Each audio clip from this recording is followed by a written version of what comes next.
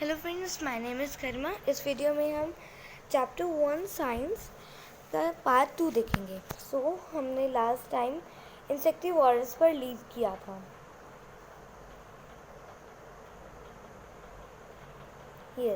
अब हमारी टर्न, हम क्या पढ़ेंगे? अब हम सेप्टोट्रॉप्स। So let's start. You might have seen packets of mushroom sold in the vegetable market.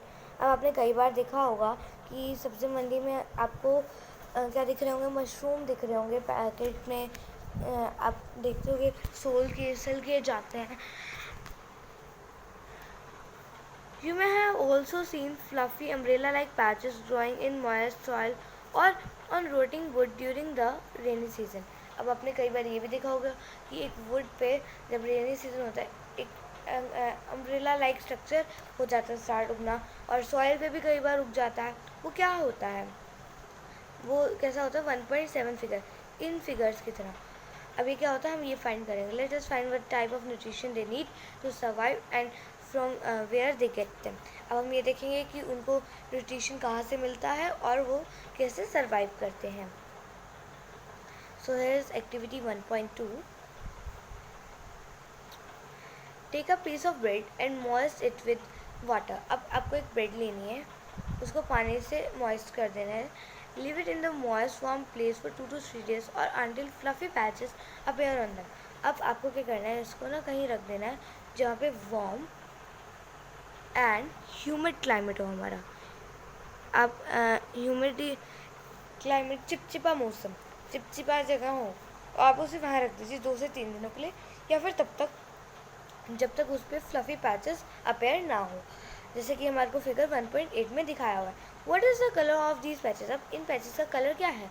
Observe the patches under a microscope और a magnifying glass. Write down your observation in notebook. You will see cotton like thread spread on piece of bread. अब आपको क्या करना है?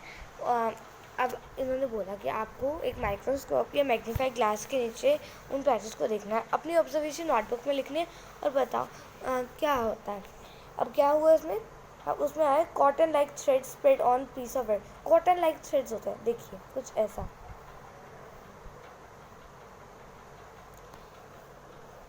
ये हमारी है moist bread और इस पे कोई ऑर्गेनिज्म है। अब ये है ना थोड़ा थ्रेड लाइक स्ट्रक्चर, देखिए ध्यान से। सी,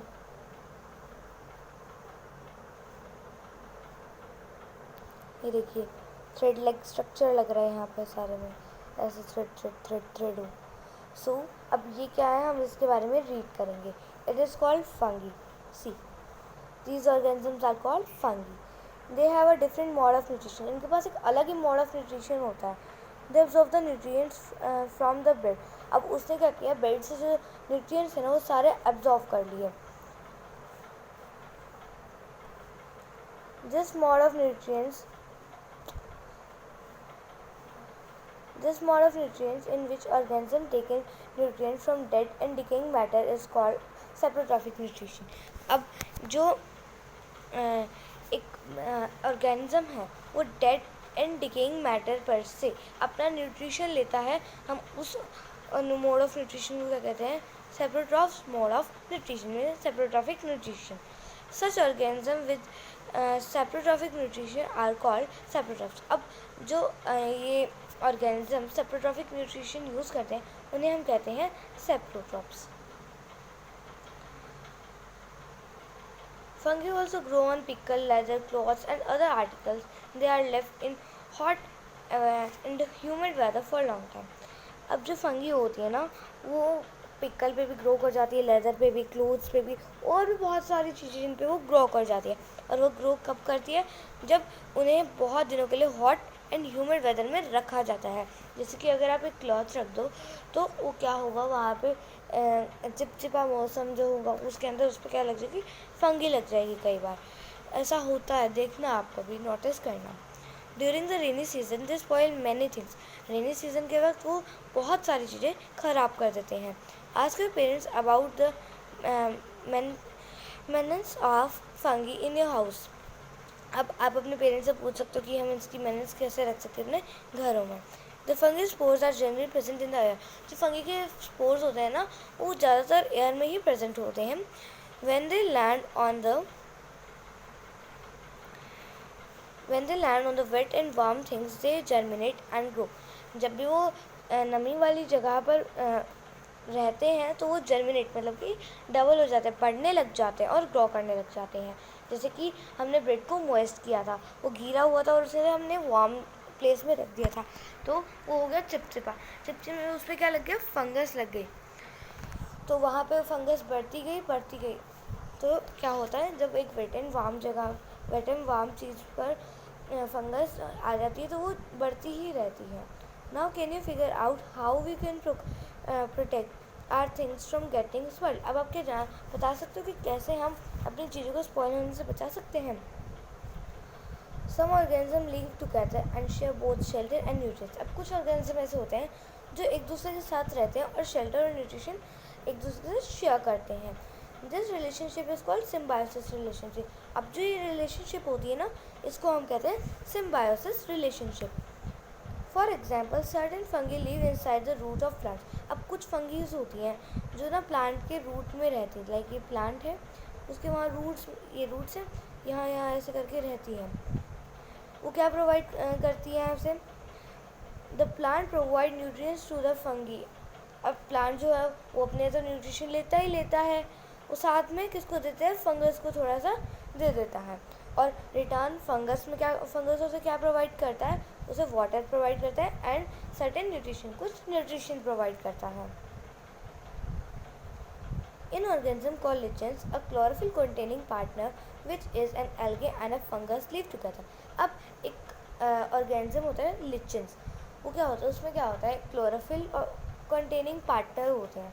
एक होता है एल्गे और एक होता है फंगस, ये दोनों एक साथ रहते हैं। The fungus provide shelter, water and minerals to the algae and in return the algae prepare and provide food to the fungus. अब क्या होता है, जो फंगस होता है वो उसको shelter, water and minerals provide करती है एल्गे को, और एल्गे रिटर्न में क्या करता है, प्रिपेयर द फूड, वो फूड बनाता है। जैसे कि आपके फादर मार्केट से सब्जियाँ वेजिटेबल्स ले आते हैं और आपकी मम्मा उसे कुक करते हैं, like that. Now how nutrients are replacing in the soil. अब सॉइल में कैसे वो न्यूट्रिशन जाते हैं। Have you seen farmers spreading manure और फर्टिलाइजर इन द फील्ड और gardener using them in lawns और इन पोट्स। अब आपने क्या कई बार देखा है कि जो फार्मर्स होते हैं ना, वो स्प्रेड करते हैं मैन्योर और फर्टिलाइज़र फील्ड में, या फिर एक गार्डनर होता है वो उनको यूज़ कर रहा होता है पॉट्स में डालने के लिए या फिर लॉन्स में। Do you know why this is done. आपको पता है ये क्यों होता है। You learn the plant absorb minerals and nutrients from the soil। अब आपको पता है, आपने पढ़ा है कि न्यूट्रिएंट्स और न्यूट्रिशंस दोनों जो मिनरल्स एंड न्यूट्रिशन जो होते हैं वो दोनों प्लांट्स सॉइल से लेते हैं। So the amount in the soil kept on decline. अब एक चीज़ लो, आपके पास एक कैंडी बॉक्स है, उसमें 50 कैंडीज़ हैं। अब आप रोज़ एक खाते जाओ, लेते जाओ उसमें, तो एक दिन वो ख़त्म हो जाएगी। तो ऐसे ही अगर जो प्लांट होता है वो सॉइल में से न्यूट्रिशन एक जगह से लेता रहेगा तो वो ख़त्म होने स्टार्ट हो जाएंगे। Fertilise and manure contain nutrients such as nitrogen, potassium and phosphorus. अब क्या होता है, फर्टिलाइज और जो मैन्योर होता है उसके अंदर क्या होते हैं nutrition, nitrogen, potassium and phosphorus. अब एग्ज़ाम्स में आपको ना कई बार ये पूछा जा सकता है, जैसे आप ये बताओ कि फर्टिलाइज़र एंड मैन्योर में ऐसा क्या प्रेजेंट होता है कि उसकी वजह से जो सॉइल होती है वो एनरिच हो जाती है न्यूट्रिशन में। उसमें क्या प्रेजेंट होता है, नाइट्रोजन होता है, पोटेशियम एंड फॉस्फोरस, और भी बहुत सारी चीज़ें होती है, लेकिन अभी आपकी बुक में नाइट्रोजन, पोटेशियम एंड फॉस्फोरस दिया हुआ है। These nutrients need to be added from one time to another to enrich the soil। अब ये जो nutrients होते हैं ना, ये धीरे धीरे करके ऐड किए जाते हैं, अभी डाल दिया फिर कुछ टाइम बाद डाल दिया, ताकि जो सॉइल है वो enrich होती रहे। We can grow plants and keep them healthy if we can fulfill the nutrient required of plant। अब हम क्या कर सकते हैं, अगर प्लांट्स को हम देते रहें टाइम पर उनकी फुलफिल जो उनको चाहिए रिक्वायरमेंट्स, तो प्लांट अच्छे से बढ़े। लाइक एक बच्चे को जो चाहिए होता है, अगर उसके पेरेंट्स उनको अच्छे से देते हैं तो उनकी सारी वो अच्छे से ग्रो कर पाते हैं, like that. Usually crop plants absorb a lot of nitrogen and the soil becomes deficient in nitrogen। अब ज़्यादातर जो क्रॉप प्लांट्स होते हैं ना, मेन जिसमें पल्सेस डालेस होते हैं, इनमें क्या होता है, नाइट्रोजन बहुत ज़्यादा यूज़ होती है और जो सॉइल होती है वो उसमें ना नाइट्रोजन की कमी हो जाती है। You learn that through nitrogen gas is available in plenty in the air. Plants cannot use it in the manner they can use in carbon dioxide। अब आपको पता है कि जो नाइट्रोजन है वो उसमें कम हो रही है। अब आपको ये भी पता है कि नाइट्रोजन गैस बहुत ज़्यादा है, 78% हमारे पास एयर में नाइट्रोजन है, लेकिन वो ऐसे उसको अपने अंदर नहीं ले सकते, यूज़ नहीं कर सकते, जैसे वो कार्बन डाइऑक्साइड लेते हैं। तो अब वो क्या करेंगे, उनको तो नाइट्रोजन की ज़रूरत है, ओनली फर्टिलाइजर एंड मैन्योर से यूज़ करें? No, they need nitrogen in soluble form. अब उन्हें सॉल्यूबल फॉर्म में चाहिए। The bacteria called rhizobia can take atmospheric nitrogen and convert it into a usable form.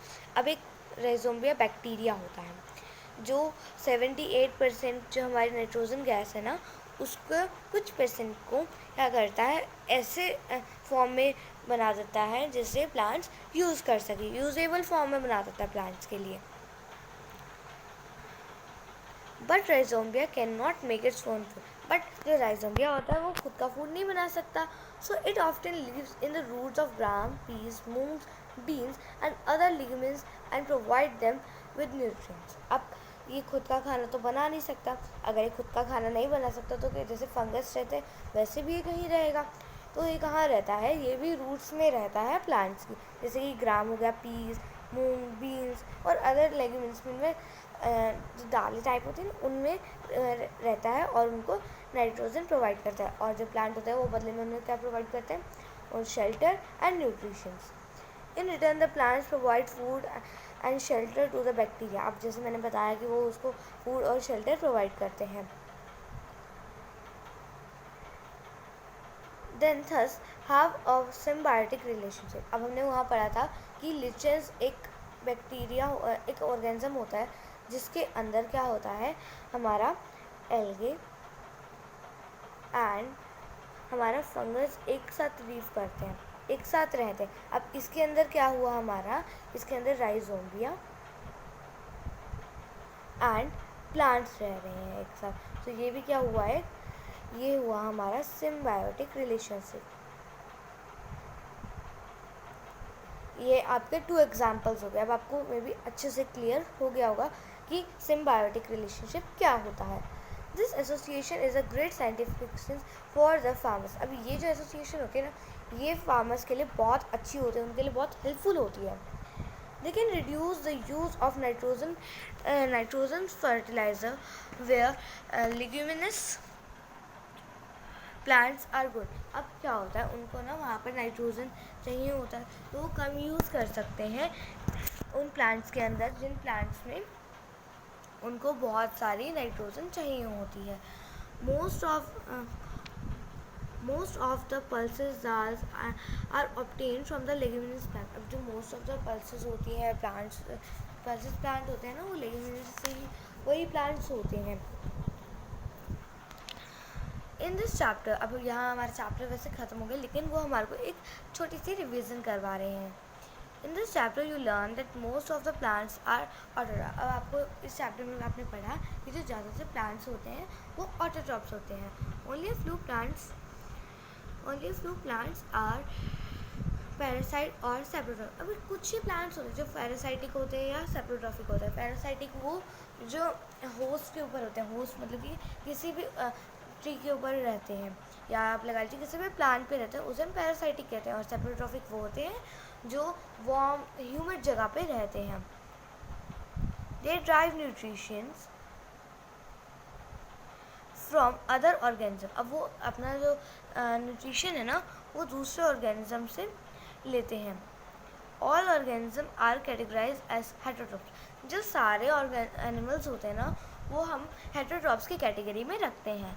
Since they develop on plant and other animals for food. अब वो क्या करते हैं, animals और प्लांट्स पे डिपेंड होते हैं अपने फूड के लिए। Can we say that insectivorous plants are partly heterotrophs. अब हम क्या ये कह सकते हैं कि जो इंसेक्टिवोरस प्लांट होते हैं वो हाफली जिनमें पार्टली हेटेरोट्रॉप्स होते हैं। मैंने आपको बताया था कि वो ऐसी जगह पे ग्रो करते हैं जहाँ न्यूट्रिशन की कमी होती है। जितना न्यूट्रिशन वो ले सकते हैं तब तक तो वो हेटेरोट्रॉप्स है। एंड वो थोड़ा सा क्या करते हैं, इंसेक्ट्स खाते हैं। तो ये बोथ आया, यस, वो हाफली इंसेक्टिवोरस होते हैं और हाफ हेटेरोट्रॉप्स होते हैं। यहाँ होता है हमारा chapter end. Now it's turn for the keywords. Here are the keywords. यहाँ इस बुक में कीवर्ड्स का मीन्स है, जो आपके बेसिक डेफिनेशन होंगी, मेन वर्ड्स होंगे, वो आपको यहाँ पे कीवर्ड्स के थ्रू दिया हुआ है। फर्स्ट है ऑटोट्रॉफिक। ऑटोट्रॉफिक का आपको मतलब पता है, जो ऑर्गेनिजम्स अपने आप फूड बनाते हैं उनको हम ऑटोट्रॉफिक कहते हैं। क्लोरोफिल। क्लोरोफिल एक ग्रीन पिगमेंट होता है जो प्लांट्स के अंदर प्रोवाइड होता है, जो सनलाइट को कैप्चर करने में हेल्प करता है। हेटेरोट्रॉप्स। अब हेटेरोट्रॉप्स वो होते हैं जो हमारा जो खुद का खाना खुद नहीं बना सकते, like human beings and animals. Host वो होता है जिसके ऊपर पैरासाइट रहता है।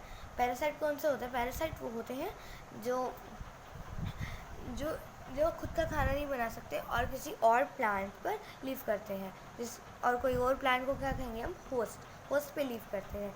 Insectivorous plant. इंसेक्टिवोरस प्लांट्स वो होते हैं जो इंसेक्ट के ऊपर फीड करते हैं।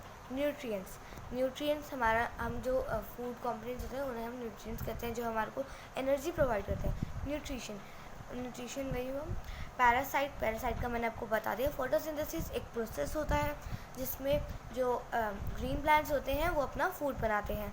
सेप्रोट्रॉप्स। सेप्रोट्रॉप्स वो होता है जिसमें एक ऑर्गेनिजम्स अपना saprotrophic mode of nutrition use करता है। सेप्रोट्रॉफिक वो होते हैं जिसके अंदर एक organism dead and decaying matter के थ्रू अपना वो उस पर डिपेंड होता है। स्टोमेटा। स्टोमेटा एक ऐसा पार्ट होता है लीफ का और प्लांट का कह सकते हो, जिससे एयर जो ऑक्सीजन कार्बन डाइऑक्साइड है वो इनहेल होती है और ऑक्सीजन रिलीज होती है। ये हो गए हमारे कीवर्ड्स। अब यहाँ पे बेसिक पॉइंट्स है कि इस चैप्टर में हमने क्या क्या पढ़ा, ये आपको खुद देखनी है। Now it's turn for the back exercise. Yes, here is the back size. Question answers मैं आपको किसी और नेक्स्ट वीडियो में बताऊंगी। अभी हम सिर्फ बैक साइज डिस्कस कर रहे हैं। Green plants are called dash since they synthesise their own food. Green plants को हम डैश कहते हैं, क्या कहते हैं, क्योंकि वो अपना जो खाना है वो खुद प्रिपेयर करता है, इसलिए हम उनको ये कहते हैं। अब यहाँ पे क्या आएगा, यहाँ पे आएगा हमारा autotrophs. AUTRO auto AUTO auto TROPHS autotrophs. हम उन ग्रीन प्लांट्स को कहते हैं ऑटोट्रॉप्स, जो अपना खाना खुद बनाते हैं। The food synthesise by plants is store. अब जो फूड होता है प्लांट्स के थ्रू जो स्टोर किया जाता है उसे क्या कहते हैं हम, starch. STARCH। It is called starch. In photosynthesis, solar energy is absorbed by the pigment called। अब जो photosynthesis होती है उसके वक्त उसमें सोलर एनर्जी कैप्चर होती है, वो किसके थ्रू होती है, वो होती है क्लोरोफिल के through. CHLORO chloro PHYL double L। During photosynthesis, plants take in dash and release dash gas। अब फोटोसिंथेसिस के वक्त कौन सी गैस वो अंदर लेते हैं, वो लेते हैं CO2 मीन्स कार्बन डाइऑक्साइड।